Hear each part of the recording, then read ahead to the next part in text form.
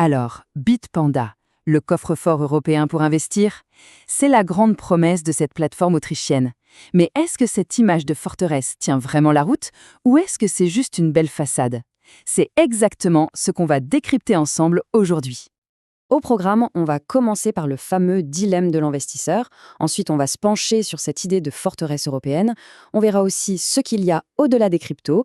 On parlera de simplicité, du prix de la sérénité, et oui, ça a un prix. Et puis on finira avec le verdict. Pour qui est-ce vraiment une bonne solution?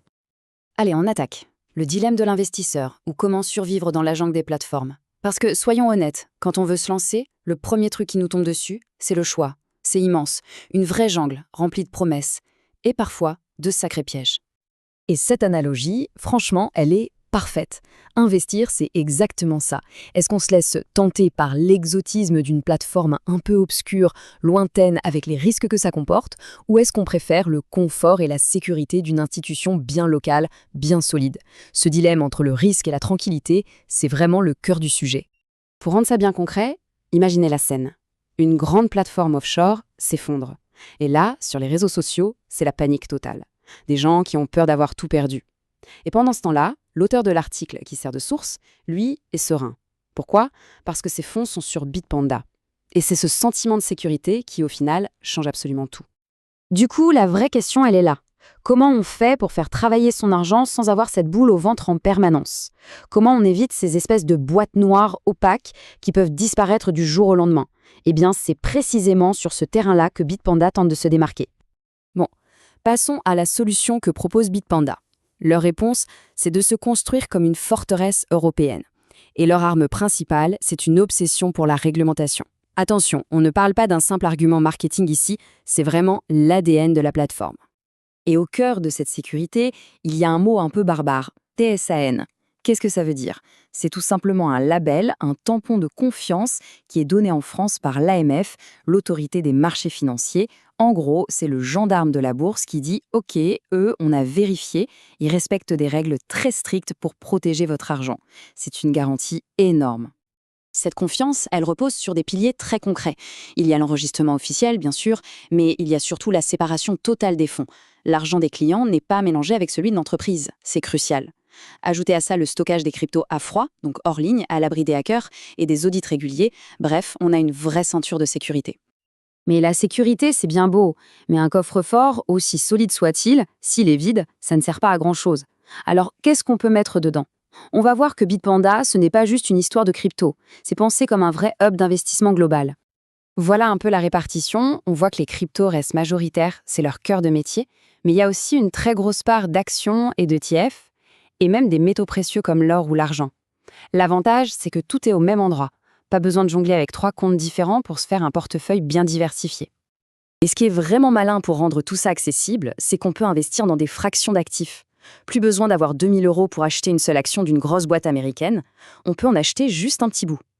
Et petit détail qui a son importance, quand on achète de l'or, il est bien physiquement stocké dans un coffre en Suisse. Ce n'est pas juste un chiffre sur un écran. Et le montant minimum pour se lancer dans tout ça?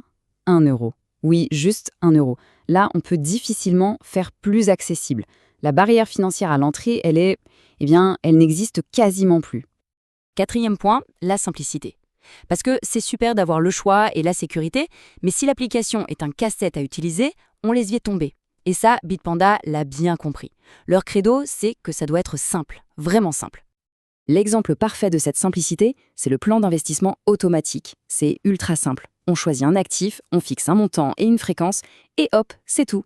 L'investissement se fait tout seul en pilote automatique. C'est l'outil idéal pour investir régulièrement sans se prendre la tête et pour lisser les risques sur le long terme. L'application mobile, c'est exactement la même philosophie. L'objectif, ce n'est pas de nous transformer en traders de Wall Street avec des graphiques dans tous les sens. Non. L'idée, c'est de rendre l'achat d'un actif aussi simple et rapide que de commander en article en ligne. Clic, clac, c'est fait. Ok, maintenant, il faut qu'on aborde le sujet qui fâche un peu. Le prix de cette sérénité. Parce que toute cette sécurité, toute cette simplicité, ça a un coût. Pour être totalement transparent, il faut parler du principal bémol de Bitpanda, les frais.